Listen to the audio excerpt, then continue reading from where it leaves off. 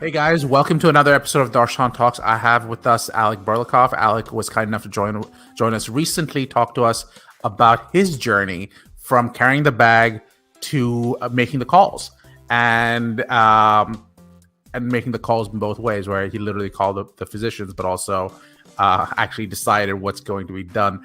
We talked a little bit about a lot of his successes, and we talked a little bit about some of his, for lack of a better term, coming to Jesus moments. I'm excited because we get to talk a little bit about his big coming to Jesus moment, if you will. And I'm not very religious, so I don't know why I keep using that religious analogy, but that we'll go with that for now. But we're going to talk a little bit about his experiences. He mentioned that he went from a large pharma company to a smaller pharma company, and kept going down that path. And we then spoke a little bit about the fact that he kept getting bigger and bigger successes until he got to Insys. But before I continue, Alec, do you want to introduce yourself? Alec Burlakoff. Happy to be on the show. Did you want me to kind of go back into my background again? Feel free, please.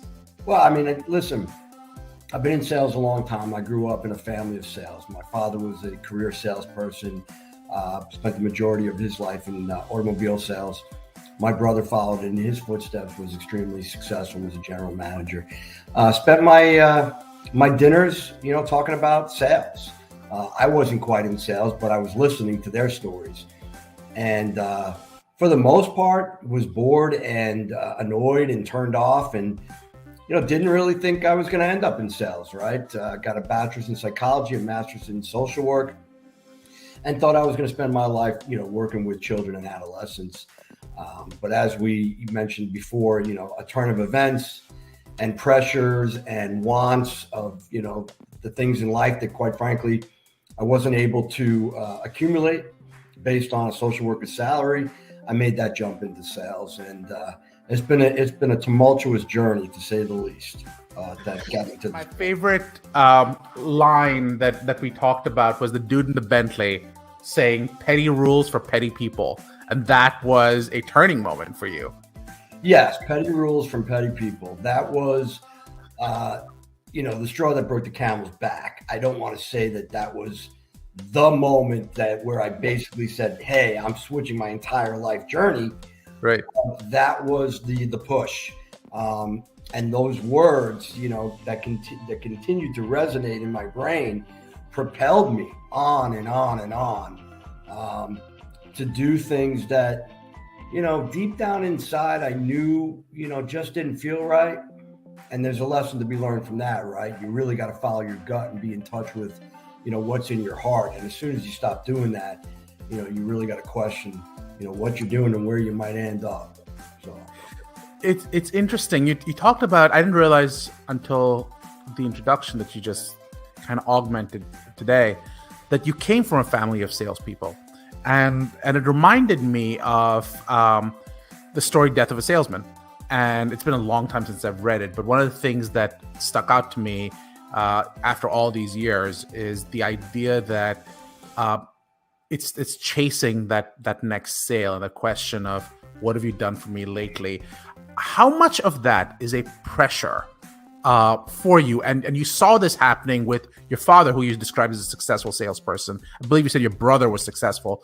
Did you get to see both sides of that, which is the successes, the highs are really high and the lows are really low? And talk to me a little bit about that. I mean, I saw it through my father as a kid. If he didn't sell a car that day, there was silence at the dinner table. I mean, it's commission only. And his rule was, typically in the car business, you have a shift. It's either like just approximately 8 to 3 or 2 to 9. Sure. If my dad was on the 8 to 3 shift, his rule was if he didn't sell, he stayed on for the second shift. If he was on the 2 to 9 shift, he would usually come in early, and then he would be on an up system. So he would be able to take a customer if and only if everyone else has had their turn. But, his rule was I don't come home until I sell. So if he came home after, doing 2 shifts and didn't sell. It was a very somber place to be there at the table. And then my brother, he just was really, that's a story in itself. But my brother was, a true bipolar. He passed away in 2013. I'm sorry. But, his moods were just completely off the charts. And, we had holidays, say Thanksgiving or whatever day it was that we were supposed to get together as a family.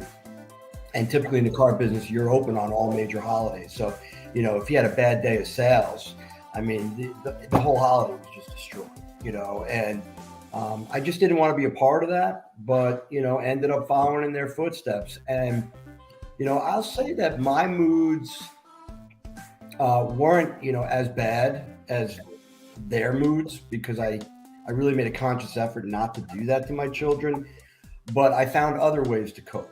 If I had a bad day of sales or a bad week or a bad month, I would have a couple of drinks. I might smoke a joint. I may do a line of coke. I mean, to be completely honest with you. It's fortunately for me, I've never been subject to addiction. So those things never turned into, a major problem. And I'm very cognizant of those things. And I'm just lucky. It's not because I'm strong or resilient or any of those things. I really believe that one person could dabble, with a line of coke and go on their very, very merry way, and another person, boom, they're off and they can't stop. But I use all of those terrible, coping mechanisms to live in sales. And as a vice president of Insys, I really dove into those different mannerisms. Even if I had a day off, I couldn't help myself from constantly checking the phone, literally, by the minute, for emails, for updates on sales, on whatever may be going on. I couldn't turn it off. And it made it very difficult, not just for me, but more importantly for my family, for my ex-wife, my kids. It's the death of a salesman. Be careful what you wish for. Now, at this point in my life, I'm selling something, but I'm selling myself, not some product that I could care less about. I'm selling myself, I'm selling my story, I'm selling my cautionary tale. And so there's a lot more joy in what I do. But, don't get me wrong, if I don't sell something, on a particular day, I go to sleep and I'm worried because this is my source of income. And, I don't get paid a base salary, I'll tell you, in pharmaceuticals, by the way, oddly enough, you'll see that people in what we call real sales, they don't have a tremendous amount of respect for people in pharmaceuticals, because people in real sales don't have the luxury of having a base salary or a company car or an expense account. People in real sales, they're strictly on commission. When I first got out of prison and went to the halfway house, I spent 2 years working in moving and storage. Definitely not glamorous, right? It doesn't have that shiny, glimmery, glossy look of a pharmaceutical salesperson. But I can tell you this, you eat what you kill. And there were days and even weeks where I killed nothing.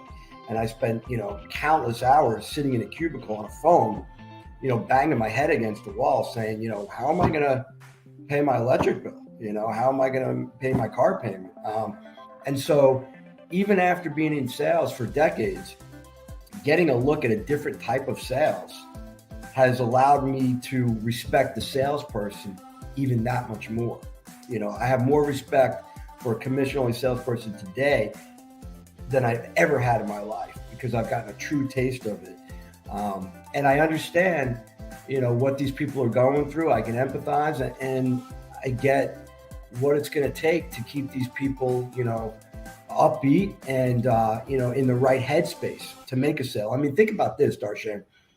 We all have things that go on in our life on a daily basis, right? Things that are going on all around us. If you're in sales and you're interacting with a customer and you allow any of those thoughts to come into your brain, it will greatly impact the way in which you deliver your message. And you will find yourself not moving any business. And it takes a lot of inner strength to put yourself in the right headspace, to ensure that when you're interacting with a customer, whether it be on the phone, whether it be on Zoom, whether it be face to face, that you put that smile on your face, right? It can be exhausting, quite frankly. It's funny you talked about you who was in pharma sales and the constant looking at your cell phone, but you compared that to your dad, who I think the way you defined it was he was in real sales, i.e. pure commission. There was no base salary to start off with. Do you feel like because you were in pharma sales, you were cushioned against the reality of real sales, not just because of the base salary, but because you couldn't do a one-to-one comparison of effort to result? So what I mean by that is if you're selling a car, you have a salesperson, he talks to the person, and the car either sells or it doesn't. And that's the moment you find out. On the other hand, in pharma, you go to a doctor's office, you talk to the doctor, and then you just wait until... Yeah, no, I definitely listen. Being in pharmaceutical sales is it's a cushion job. 50% of the people in pharmaceutical sales in any given company literally just ride the wave. They make their calls, they visit their doctors, they give a 30-second blurb, and they go home, and they wait and see what happens. And hopefully, in some way, shape, or form, from something in the universe, the doctor starts prescribing that medication. There's a plethora of reasons why they can start prescribing or stop prescribing. There's a lot of lack of control, in the sale as a pharmaceutical rep. Now, with the larger companies, it's even more so. With the smaller biotech companies, where the rep typically is given their own territory, meaning they're not partnering with, say, 3 or 4 or even 5 other reps, you can get a much better idea of what it is that's being done and how good this particular sales rep is. But so it's all scale. It's all scalable. But having a base salary, look, I always used to coach my reps, and even when I was a vice president, I only concerned myself with the top 50%. In fact, really, I only concerned myself with the top 10%. I only needed 10 reps out of 100 to actually be good, to literally change the entire projection of the sale in the company. I could really care less about the other 90%. I mean, it maybe perturbed me a little bit that they were getting paid to basically do nothing, but that's just sales. Sales has always been the 80-20 rule, and with me, it's always been the 98%, 2% rule.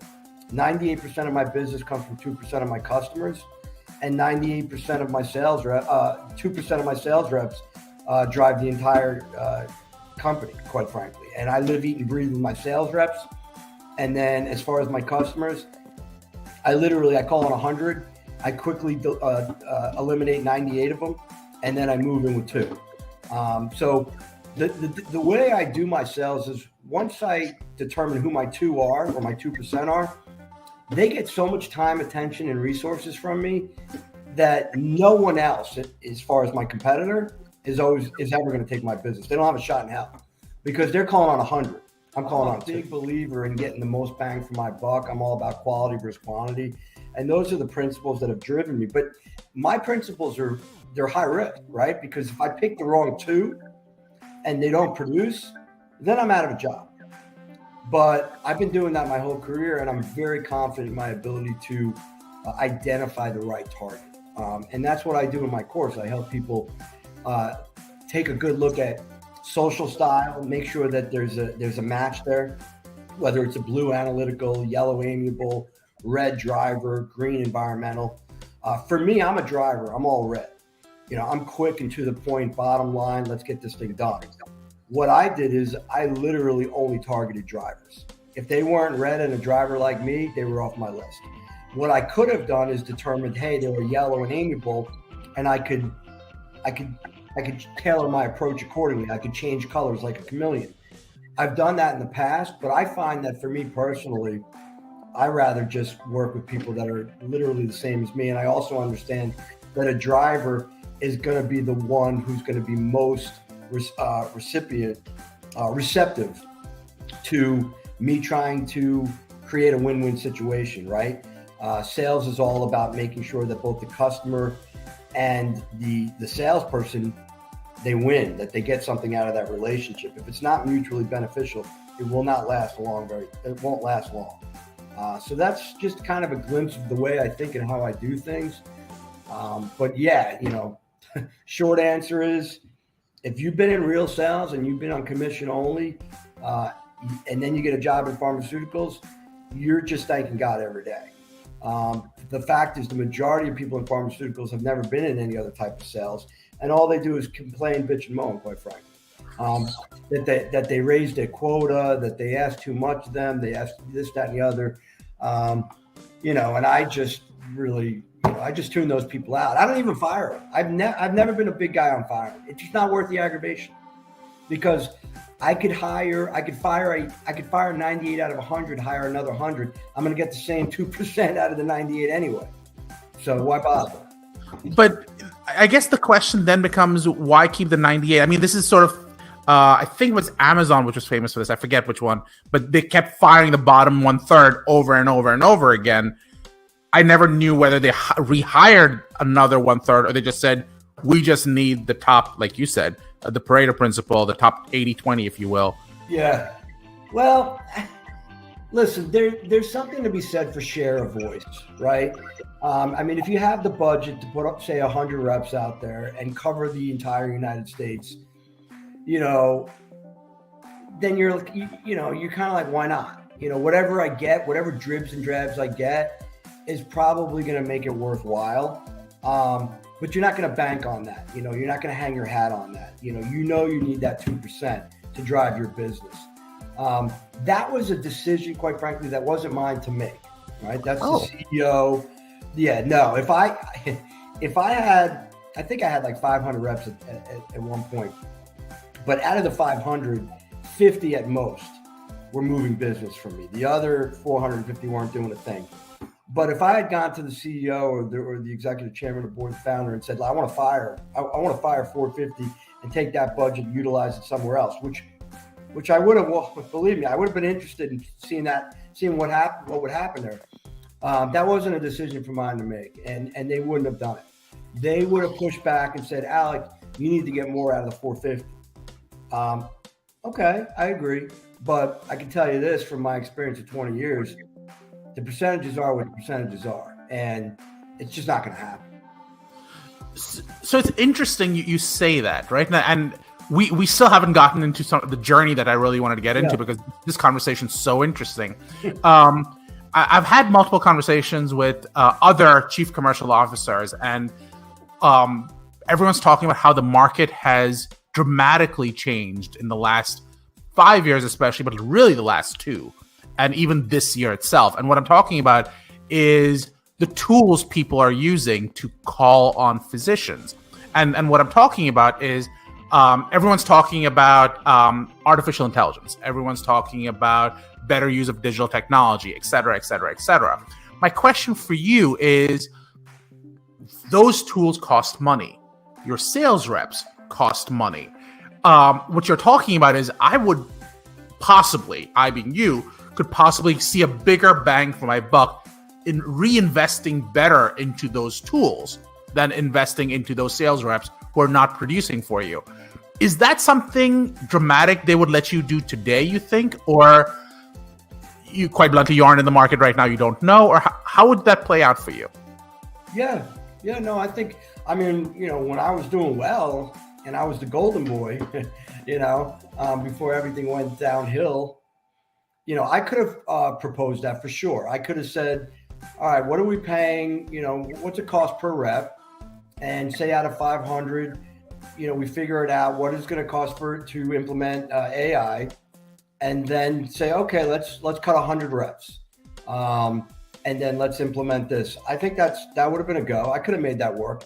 I wouldn't have been able to cut 450. There's no way in the world. That's just too, you got to get comfortable with that. And they're just not going to get comfortable with that. Right. But yeah, I would have been able to make a move like that. So let's ask this question, because I feel like we're dancing around this question. you at one point were responsible for 500 reps. What does the average rep cost a company? I would say maybe 120,000.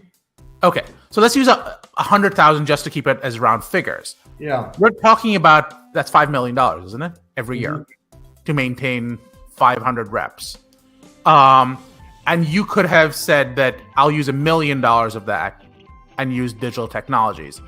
Do you think, based on what you know now, it would have been more efficient, or it would have just been the promises that digital tech makes right now? They're just sort of overblown anyways.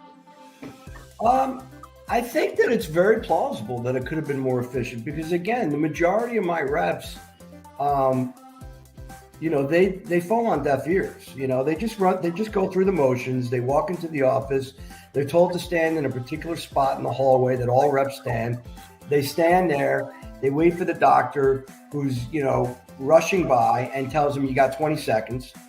And it's a complete waste. It's just activity versus productivity. My good reps, they live, eat, and breathe sales. They understand that the money hours are before 9 a.m., after 5 p.m., and on the weekends. That's the only time they see their customers. The problem is with pharma code now and all the rules and regulations, that's not even really compliant. So, I think that, we're coming closer and closer to a point where people realize that even the 2% of reps that are capable and willing to do what it takes to move the business are no longer able. That it's like, hey, why not? Why not make this shift and go, this direction? Again, when you're social profiling doctors, you got to look at the fact that a large percentage of physicians are analytical, right? I mean, that's the nature in which these doctors are. The clinical doctors, right? The guys who are doing clinical studies in their office, the ones who had their heads in books their entire life, that are constantly reading and analyzing. This falls right into play with their social style. Whereas a lot of my reps were the furthest thing from analytical, and they moved their business with an amiable who was all relationship based, no like and trust. Let's get out on the boat and go deep sea fishing. Let's hit some golf balls. Let's go to an adult entertainment club. Let's go to a steakhouse. I mean, those things are coming to an end. If not already ended, right? Right. So we're getting to a point now where I'm not sure that I think the people in this business are I think all the stars are starting to align for them. Now, it's got to produce results. Otherwise, people aren't going to spend money. They're going to find another way. We talked about in another call, medical sales liaisons is becoming a big thing, because they are more respected. They're going to get more time with the doctor. They have more leeway in where they can go with the conversations, what they can talk about as it pertains to FDA-approved indications and on-label, off-label talk. But I think we're getting away in pharmaceuticals. We're getting away. We're getting further and further away from the relationship type-based sell, which, quite frankly, for me, I'm banned from pharma. Okay, I have a lifetime ban. But even if I wasn't, I'm banned anyway. I could never survive in pharma. I could never do it the way they want us to do it now, which is basically to be a robot and just be a doormat, quite frankly. These doctors have no respect for the reps that are coming in there with a 30-second message. Not only that, but when you're delivering a 30-second message in a hallway, you're doing the patient, in the end of the day, more harm than good. Because with any sales message, even on TV, you hear a commercial. You hear them talk about all the benefits and the features of the drug, the efficacy, right? So I'm blurting that off as fast as I possibly can in 30 seconds. And at the very end, if he didn't walk away yet, I'm going to give you 3 seconds on side effects, drug interactions, black box warnings, and boldface warnings, right? I mean, that's just who we are. That's where those messages go. They come to the end. 9 times out of 10, the doctor already walked away. If he writes a prescription, we could have a major problem here because he didn't hear the good, bad, and the ugly. It's just a disaster, honestly, that you're asking for. So I've never been a fan of the 30-second message. I used to tell my reps that if a doctor tells you have 30 seconds, tell him, look, you're going to do him his patients and everybody more harm than good by trying to detail this drug in 30 seconds. I'd probably sell you and you'd probably write the drug, but I'm not looking to take that risk. Here's my calendar. Choose a date, time, and your favorite steakhouse location. And if you're willing, let's do this the right way. And again, that was my message to 100 doctors. And out of 100, 98 would laugh in my face and say, I'm not going to a steakhouse with you. I don't even know you. I've got a wife. I've got 4 kids. I coach Little League. I'm in a bowling league. Like, no, that's how I eliminated my targets. But I found 2. Believe me, I found 2 out of 100. And the 2 I found, it wasn't a one-time thing. It was a once or twice a week thing for years and years and years. And the greater the relationship became, and the better the bond, and the more opportunities he allowed me to present to him, as what, hey, Doc, I really appreciate this. The conversation's been fantastic. I've learned a ton. You've learned a ton. I've given you as much as I'm capable of giving, right? What about next week I bring the science medical liaison? Now we get into a real clinical talk. At the beginning, they're just not willing to hear any of that. But once we get a relationship established and there's a trust there, we're like, yeah, you know what, Alec? I really enjoy me and you just shooting the shit and doing a bottle of wine. But you know what? You've been great to me. So yeah, you want to bring your medical science liaison next week and have her, really get into it with me for an hour and a half? Let's do it. Well, that's how you create opportunities. But we're at a point now where, if you don't do the legwork up front, you can't just, go to a doctor and say, I'm going to make you listen and sit in a chair for an hour and a half on the clinical aspects of this drug, because I'm going to buy you a filet mignon. They're going to be like, keep your filet mignon. I'm going to go home and grill it on my grill and it's going to taste better anyway. You see what I'm saying? Yeah. Alec, I hate to do this because we're still sort of chomping at a bit. There's so much here to discuss. And I really wanted to get into your story about, it ended with you. I didn't even realize this because I didn't sort of research where things landed up. But you are actually currently banned. You have a lifetime ban on dealing with pharma. So what is the journey from social work to lifetime ban pharma to now coming up with a whole new life for yourself? And I want to hear that second part of your life. Would you be open to coming back again and continuing the conversation? Absolutely, of course. There's nothing I start that I don't want to finish. So that's just my personality. So yeah, let's do it. Before we go, we do have to mention that you have a book out, which is Selling Hard Lessons Learned. You can actually see the link on here. We'll also try to put it into the description. And it's available on Amazon. And I can tell you that at least one person has described the book as insightful. And it talks about how the conversation on there is transparent and vulnerable. So if you're interested in what that story looks like, feel free to jump in. Alec has also mentioned that he has a sales program. So that's out here. And if you just want to talk to him, there is a 20-minute consult he's happy to do with you, which is right there. Alec, before I go, anything else I missed? Or any last parting words for this conversation? No, nothing at all. I look forward to talking again. Awesome. Thanks again. I appreciate being on the show, as always.